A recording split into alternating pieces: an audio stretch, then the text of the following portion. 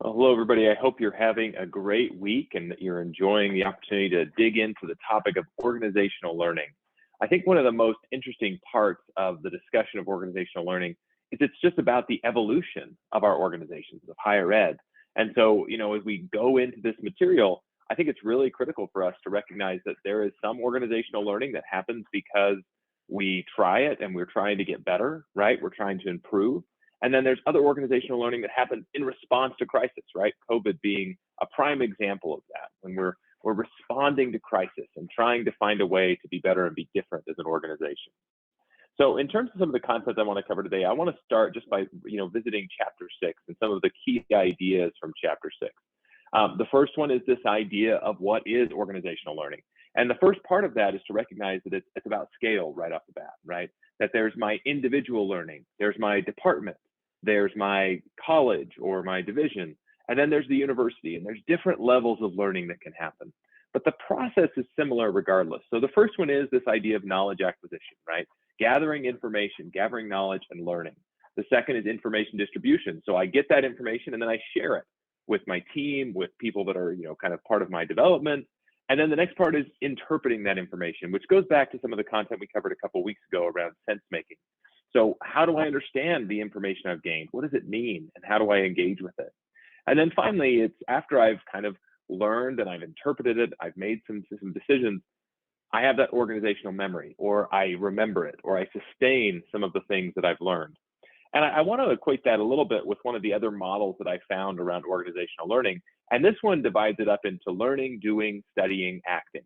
So learning being the first part, acquiring knowledge, similar to number 1 in our previous example. Practicing behavior is doing. So this is like sharing. Other than that, there's an action component to it, which I think is a good addition. And then there's the coaching and reflection, right? I'm thinking about it and thinking about, okay, did the action do what I thought it was going to do? And then finally, it's this idea of acting to reinforce habits, right? So now I've decided whether or not I'm going to keep it or if I'm going to go back to the original way that I was doing things. Now, of course, we could ask the questions, what's wrong with this? I think there's a couple of things that you could reflect on here. Number 1 is sometimes it's outside of my control, right? There might be things I want to do differently, but at the individual level, I can't, right? So we have to kind of think about this in a 3-dimensional space. Another example of this is I would hope that the learning part of this is happening at multiple points in the process. And I think that there's also this kind of assumption that people are driven to get better. And so we need the drive. It should be a part of this model as well. Now, one of the other things this chapter covered that I'll just talk about briefly are some of the most common issues with organizational learning, right? Some of the things that stop us. The first one is that sometimes we do like to learn, which is great, but sometimes we don't. And so that's a challenge for us. The second one is this idea of superstitious learning, which is that this cause and effect may not be what we think, right? So a great example of this is that, in the early 1990s or so, there was a discussion there about kind of the idea that if we got students into Algebra 2, they were more likely to be successful in higher ed or to go to higher ed in general. But what we didn't think about is that the students that were getting to Algebra 2 were in high schools that had those resources. They had the support to get engaged in that kind of learning. And so we got everybody in Algebra 2, but it didn't change college success rates. And it was because the cause and effect was wrong. So sometimes when we're doing organizational learning, we have to think about that. Is the cause and effect what I think it is? Or is there a correlation, right? The third one here is the ambiguity of success. And so this is that sometimes it's hard to measure what success is in higher ed, right? Thinking about retention. Again, sometimes it's about the inputs. The students that we bring in, they're more likely to be retained than other students. And so we have to be really cautious in making sure that we understand what we're really going to define as success and that the things that we're doing are going to get us there. And then the last one is competency traps, right? That if it's not broke, don't fix it.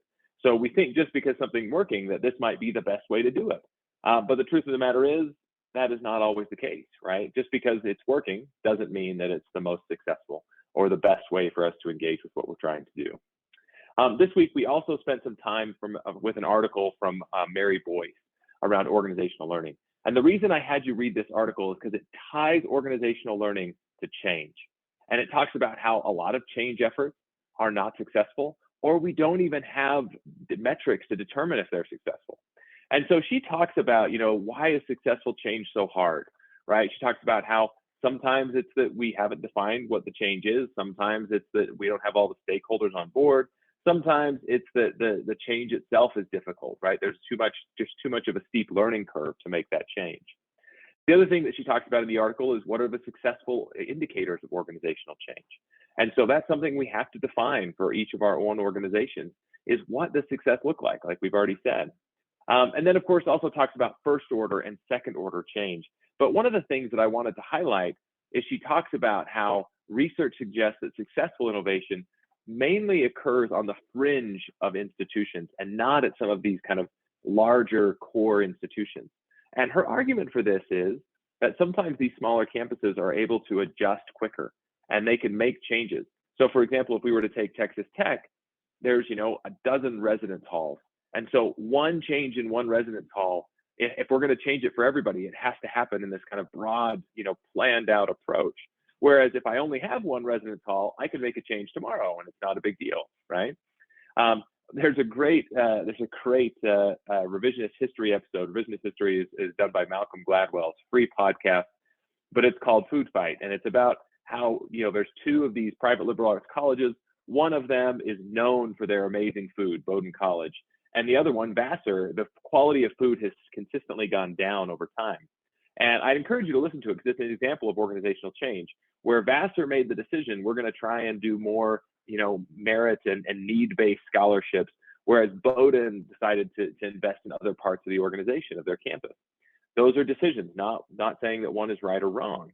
But this idea of how we define success, even though they're similar institutions, they are defining success in very different ways.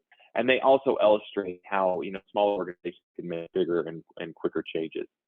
Finally, organizational strategy. And I know last week we talked a lot about this. And the reason that I've separated this chapter out is because it's kind of hard to separate decision-making from strategy, but it's also hard to separate organizational learning from strategy. And so I wanted this idea of strategy to be involved in both of these different learnings. And so we talk about 5 different models for strategy. And I would encourage you, as I share these, you to think about which of these models you see most frequently. So the first one is the linear model, which is the traditional, I have goals and objectives, I align my behaviors or my strategy with those goals and objectives. The next one is an adaptive model. There's a link between my organization and the external environment. So I'm trying to be proactive and seeing what's happening, and then I make changes as I go. The next one is the emergent, which is basically trial and error. I try something, I reflect on it. If it works, I keep going. If it doesn't, I change my strategy. The fourth one is symbolic strategy, which is, the story of the organization guides decision making, right? So for example, Texas A&M has a really strong kind of agriculture and engineering background. That's a part of who they are. That's a part of their decision making process. The same is true with a lot of schools that started out as teachers' colleges. That's a part of who they are. And so it guides their strategy. It's a symbolic model. And then number 5 is postmodern models. So this is saying that, hey, I have a strategy, but I've got to think about the systemic structures that created that strategy. And so it helps me to break down the balance of power and the interest groups that might be involved in setting those strategies moving forward. One of the other things we talk about in this chapter is kind of the boundary spanning idea. And so basically what we're talking about here is that there are a lot of different people, bless me, that are involved in strategy. And so I can think a little bit about who these boundary spanners are, right? In terms of those that are part of my organization, another organization. I can think about people that are involved in boundary spanning that are within my organization. And their basic premise is to help us to be more engaged and to help us to be more connected with our organization. So with that, I just want to say that, some great content this week. I hope you enjoyed it. Don't ever hesitate to reach out if I can help or answer any questions. With that, I'll just say have a great week, and I look forward to seeing you in the discussion.